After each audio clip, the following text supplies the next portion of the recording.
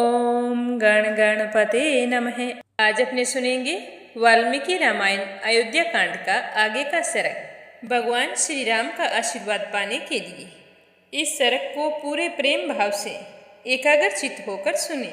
बोलो गणेश भगवान की जय हो। बोलो सियावर रामचंद्र भगवान की जय हो। हनुमान जी बाबा की जय हो। श्री राम दरबार की जय हो। राजा दशरथ के चले जाने के बाद 14वें दिन सुबह प्रातःकाल सारे राज कर्मचारी मिलकर राजकुमार भरत से कहने लगे कि हे राजकुमार, जो हमारे सर्वश्रेष्ठ गुरु थे वे महाराज दशरथ तो अपने ज्येष्ठ पुत्र श्री राम तथा लक्ष्मण को वन में भेजकर स्वयं स्वर्ग लोक को चले गए हैं। अब इस राज्य का कोई स्वामी नहीं है, इसीलिए अब आप ही हमारे राजा हैं। आपके बड़े भाई को स्वयं महाराज ने वनवास की आज्ञा दी थी और आपको यह राज्य प्रदान किया था, अतः आपका राजा होना न्याय संगत है। इसी कारण आप इस राज्य को अपने अधिकार में लेकर किसी के भी प्रति कोई अपराध नहीं कर रहे हैं।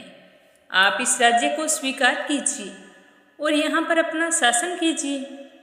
ये मंत्री आदि स्वजन पूर्ववासी तथा सेठ लोग अभिषेक की सारी सामग्री लेकर आपकी राह देखते हैं। हे भरत जी, आप अपने माता पिताओं के इस राज्य को स्वीकार कीजिए और राजा के पद पर अपना अभिषेक कराइए और हम लोगों की रक्षा कीजिए। भरत ने यह सुनकर उन सभी लोगों की ओर देखा, फिर अभिषेक के लिए जो सामग्री रखी थी उन सभी सामग्रियों की प्रदक्षिणा की और वहां उपस्थित हुए सब लोगों से कहने लगे कि हे सज्जनों, आप लोग बुद्धिमान हैं। आप लोगों को मुझसे ऐसी बात कदापि नहीं कहनी चाहिए, क्योंकि हमारे कुल में सदैव बड़ा पुत्र ही राज्य का अधिकारी होता है और यही उचित है। श्री राम ही हम लोगों के बड़े भाई हैं, अतः वही राजा होंगे। उनके बदले 14 वर्षों तक वन में निवास मैं करूँगा, लेकिन उनके बदले मैं यहाँ शासन कभी नहीं कर सकता। आप लोग विशाल चतुर्मुखी सेना जो सब प्रकार से सबल हैं उसे तैयार कीजिए। मैं अपने बड़े भाई श्री राम को वन से लेकर आऊँगा।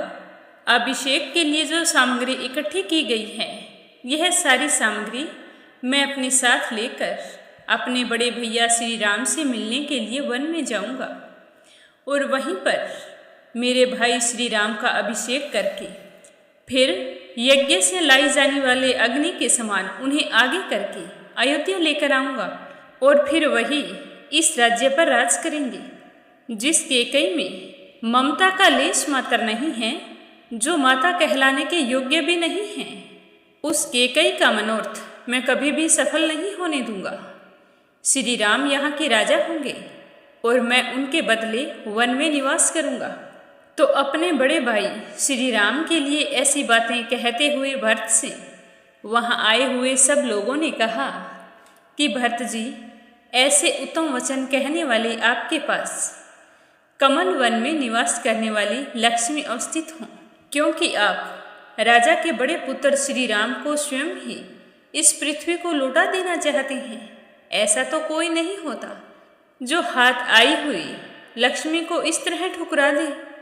उन लोगों का कहा हुआ वह परम उत्तम आशीर्वाद जब भरत के कानों में पड़ा तो भरत को बहुत ही खुशी हुई और वह सबकी ओर देखकर बहुत ही खुश हुआ और उसकी आंखों से आंसुओं की धारा बह चली। भरत के मुख से श्री राम को ले आने की बात सुनकर उस सभा के सभी सदस्यों और मंत्रियों सहित समस्त राज कर्मचारी हर्ष से खिल उठे।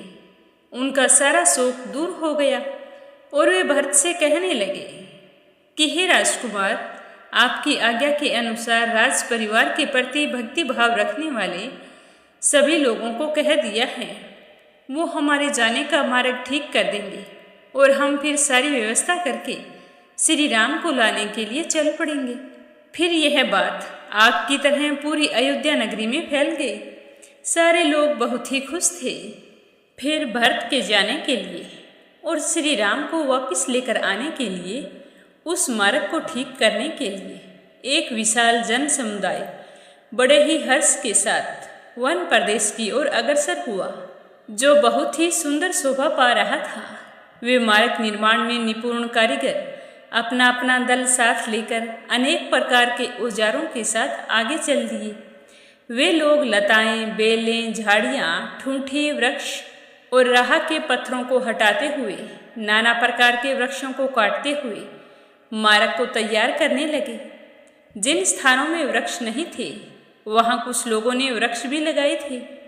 कुछ कारीगरों ने कुल्हाड़ों की टंग, पत्थर तोड़ने के औजार तथा कहीं हंसियों से तथा कहीं कहीं वृक्ष और घास को काट काट कर रास्ते को साफ किया था। कई जगहों पर तरह तरह की घास और जुरमुट थे, जिनकी जड़ें नीचे तक गई हुई थी, तो प्रबल मनुष्यों ने उन्हें उखाड़ उखाड़ कर फेंक डाला। वे जहाँ तहाँ ऊंचे नीचे दुर्गम स्थानों को खोद खोद कर बराबर कर रहे थे। दूसरे लोग कुओं और लंबे चौड़े खड्डों को धूल से ही पाट देते थे। जो स्थान ऊंचे नीचे होते थे, वहाँ सब ओर से मिट्टी डालकर उन्हें बराबर कर रहे थे। सारे बहुत ही खुश थे कि श्री राम वापिस आने वाले हैं। वे अपने सारे गम भूल चुके थे। उन्होंने जहाँ पुल बांधने के योग्य पानी देखा, वहाँ पुल बांध दिए।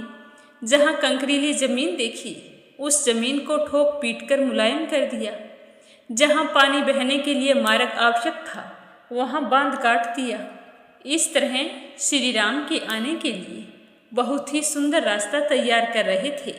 जो छोटे छोटे स्रोत थे, जिनका पानी सब ओर बह जाया करता था, उनको चारों ओर से बांधकर अधिक जल वाला बना दिया। इसी तरह थोड़े से ही समय में उन्होंने भिन्न भिन्न आकार के बहुत से सरोवर तैयार कर दिए, जो अगाध जल से भरे होने के कारण समुद्र के समान जान पड़ते थे।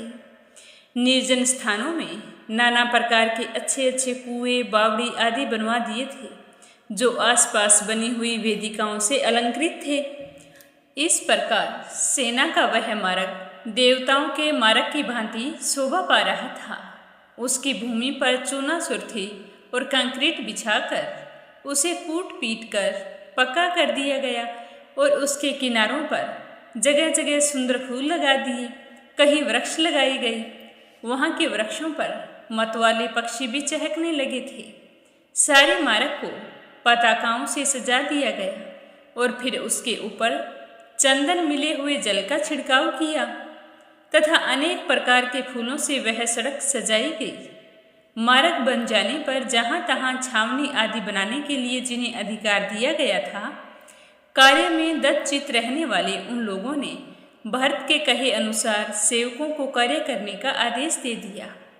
जहाँ स्वादिष्ट फलों की अधिकता थी, उन सुंदर प्रदेशों में छावनियाँ बनाई गई और जो भरत को अभिष्ट था, वहाँ तरह तरह के अलंकारों से और भी अधिक सजा दिया गया था। इससे आगे सुनेंगे कल के सरग में। बोलो सियावर रामचंद्र भगवान की जय हो।